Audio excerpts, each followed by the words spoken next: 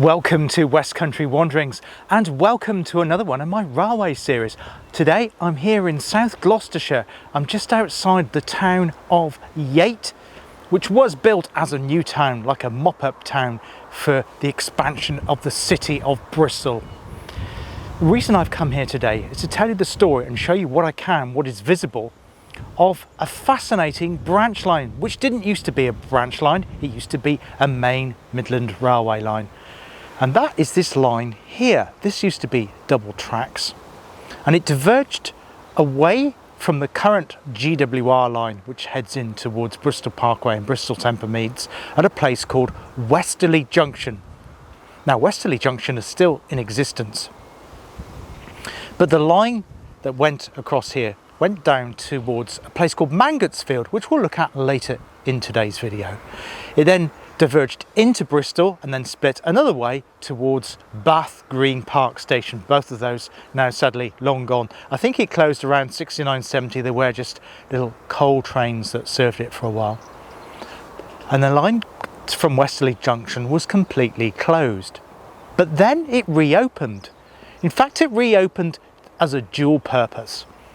It today is very well used as an oil depot. There is an oil depot, and we'll see what we can get as close as we can to get that without committing an act of trespass. I think there's a path that goes above it, so we see what we can see from above that, looking down at Westerleigh Oil Terminal. And then we'll go on to Mangotsfield. But yes, this was the Midland Railway route, which ran from Birmingham all the way to Bristol. And of course, it was overtaken eventually by the GWR because come Beeching, they decided to close this one and keep the GWR line open.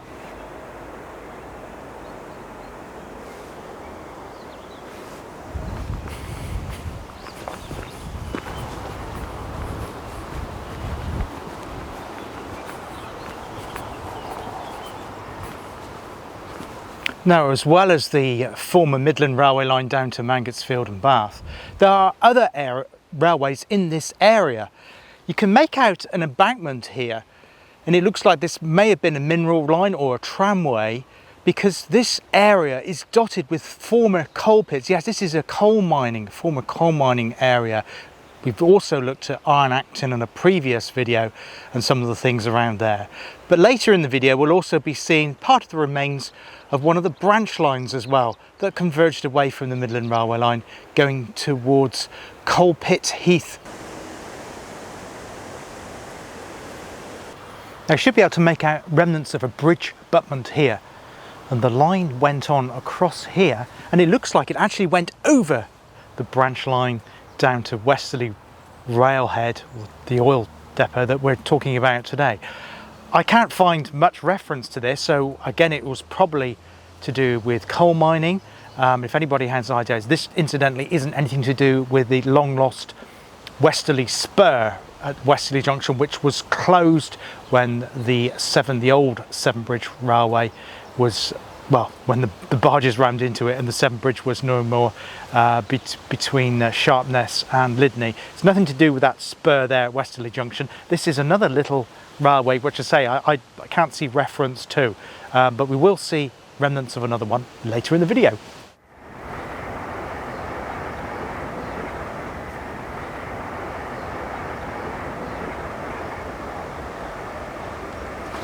Now, I've just parked up in the village of Westerleigh, and we have Westerleigh Junction close by. We will go and have a look at that shortly, but please bear in mind it is quite a noisy place. You'll see two bridges. That denotes the bridge.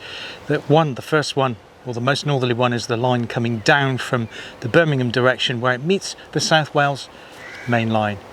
Now, prior to 1901 and the Badminton line being built, now the Badminton line was the South Wales main line. It's the line that goes from Paddington to Cardiff via the Severn Tunnel that avoids Bristol, if that makes sense. So obviously when the GWR, Brunel and all that built his famous line from Paddington to Bristol Temple Meads, there was no tunnel going underneath the River Severn. That opened in the 1890s, and the line directly to Bristol and then kind of a spur going back up to the Severn Tunnel was getting congested, so they decided to build a direct route. It's sometimes known as the Badminton route because it goes via the village of Badminton in the Cotswolds. There's also a tunnel, Old Sodbury Tunnel, which is I think 2.5 miles long, which we have covered on, I think it was one of the Cotswold Way ones. Anyway, prior to that being built, there was no junction here. This, what was, excuse me, the hitting the gate there, was the Midland Railway line, ran straight through because it had nothing to connect to. It went straight from Birmingham straight on down towards Mangotsfield, splitting then between going to Bath, Green Park Station, now Sainsbury's I think, and then obviously then right into the heart of Bristol. So it was only that 1901 that Westerleigh Junction came about, and then you had a complicated arrangement. I'll insert a map now because it's quite difficult to explain what it looks like without actually showing you what you can see on the map.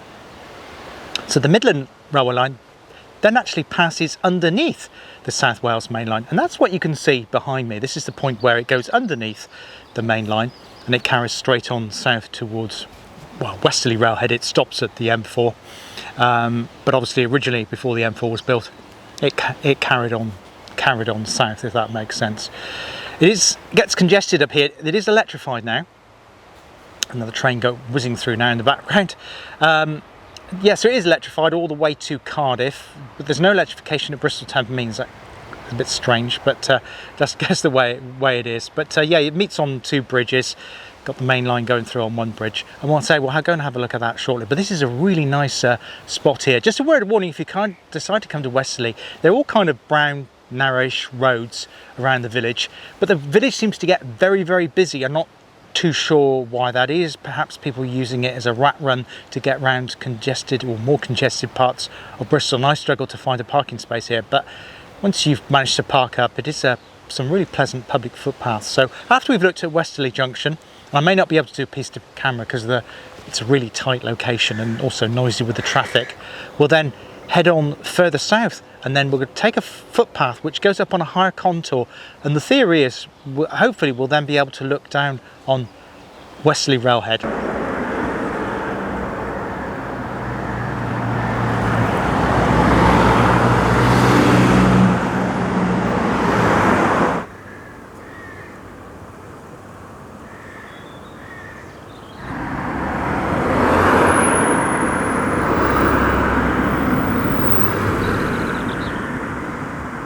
Now, the cycle track behind me here was actually formerly a mineral tramway between the Midland Railway line, it wasn't the Midland Railway line, and then it heads over to Coalpit Heath.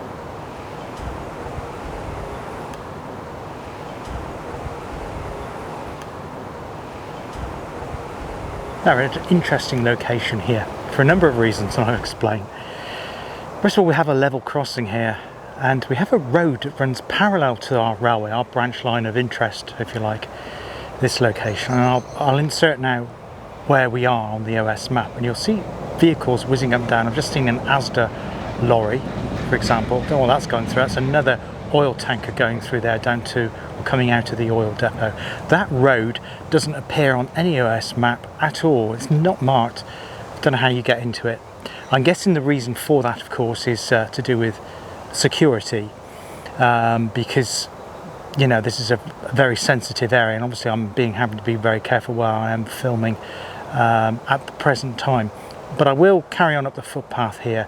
I'll insert the map now to show you exactly where I am, because the contour climbs, and my plan is that I'll be able to get up onto the footpath on a higher contour and use my telephoto lens to give you a shot of the rail depot site there here at Westerleigh Railhead. In terms of trains, I believe there's a train every day, so there's one actually going into the depot, and I think the tanks then come out of the depot, filled up tanks come out in the morning time. I think they arrive later in the evening here at Westerleigh. But yeah, this side here, I've never seen that before, a road that doesn't appear on a map. It's really, really strange. But I'll see if I can get you some better shots of the actual depot itself. Maybe we'll be able to see some of the tankers. The other interesting thing is just alongside this level crossing here is well, it looks like an extended bungalow. It's got a fence all around it, and it's currently out of use. I think it may have been previously used by Network Rail for various different facilities, but it doesn't look like they're currently using it, although they have got some of their vehicles parked up there for storage. So yeah, this road to here, it doesn't appear on the OS map at all, and I say it's the access road to the depot. Sorry, it's shaking, it's a little bit windy.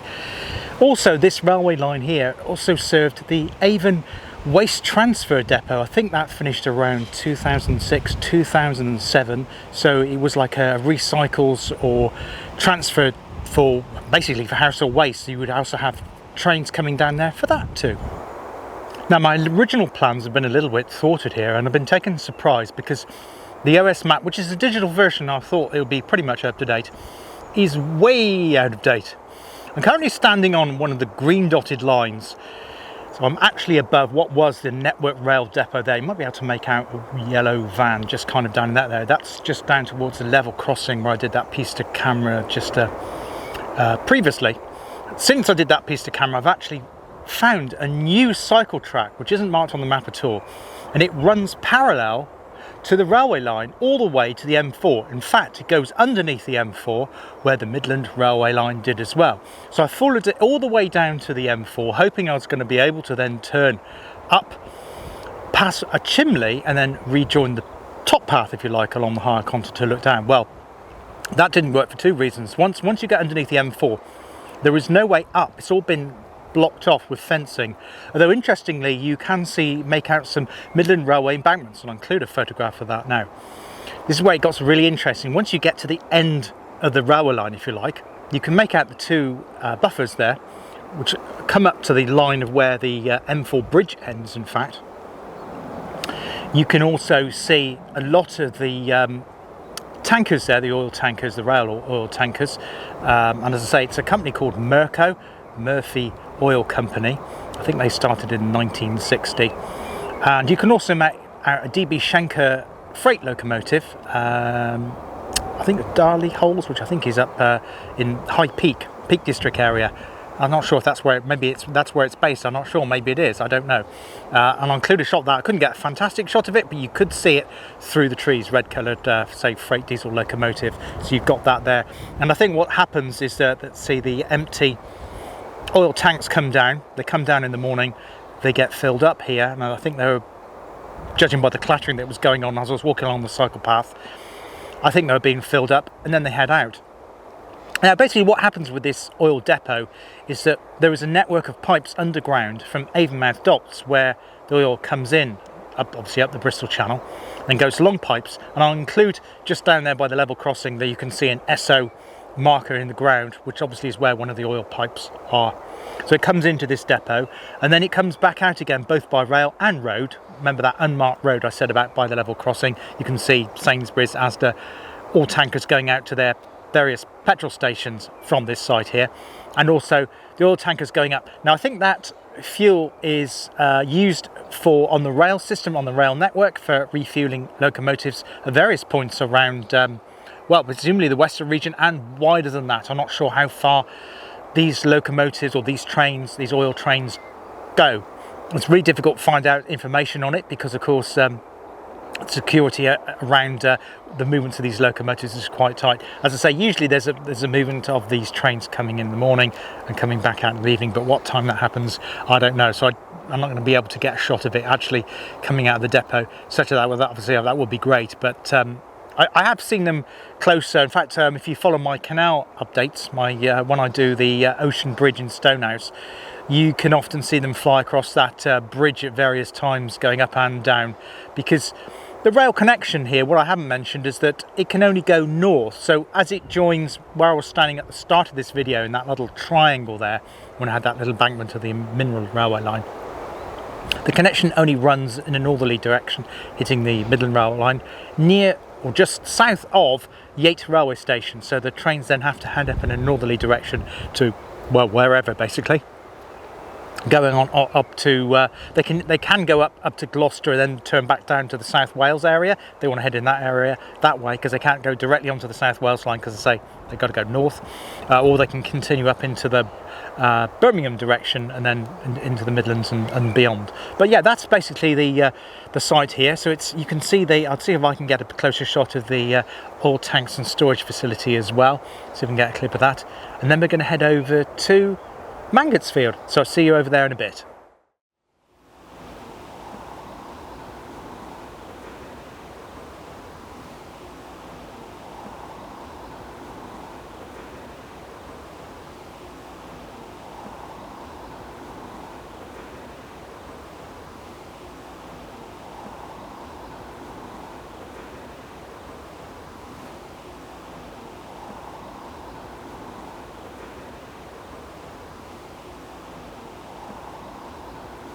So I've come here now to Mangotsfield Station. I've driven into Mangotsfield, which is like a, well, it was a village, now a suburb of Bristol, and it lies on the Bristol to Bath cycle route. Really good cycle route. Mangotsfield Station originally had 6 platforms, and I think it had some like 8 or 9 staff, but it wasn't actually that well used. It's the other side of the, what was then the village, now the suburb of Rodway Hill. You have to cross the common, then come down a bank to get here to the station, because obviously the railway was following the lowest part of the land to avoid any inclines at all. But you've got this wonderful station wall here, which is still left. You can make out the original station floor, and as you come in, you've got that divide of the platforms there. I just did a walk through there where you can see the platforms split and the track split off into the 2 directions of one heading into Bristol and the other one heading into Bath Green Park. They've even done little details like put bits of tickets in ceramics into the floor here. Absolutely wonderful location if you're interested at all, like I am, in railway history. One of the windows behind me here, absolutely fantastic. One thing, little snippet to tell you, is that Arnold Ridley, the actor who was in Dad's Army, was waiting at Mangotsfield Station one dark night, and he thought he heard a train go through, and he couldn't actually see it. And so he decided to write a screenplay called The Ghost Train, and that was then later turned into 2 Hollywood films. Now it is actually starting to rain here at Mangosfield. I hope you've enjoyed today's trail following the former Midland Railway through Westerleigh Junction, past that rail depot, and finally to our terminus here at what was once the junction station of Mangotsfield, to the west of Bristol city centre. I hope you enjoyed it. If you did, please consider a like, subscribe, a share, a comment. We're doing another railway series one again soon. I'm looking at doing perhaps one on the former Somerset and Dorset line. There is a railway centre near Shepton Mallet. Can't remember the exact name of the place at the moment, but I'll put that in, and hopefully that'll be coming up over the next 2 or 3 weeks as well. So if you like that sort of thing, please consider a subscribe. Anyway, take care of yourselves, look after yourselves, and I hope to see you on West Country Wanderings again very soon. All the best for now. Cheers now. Goodbye.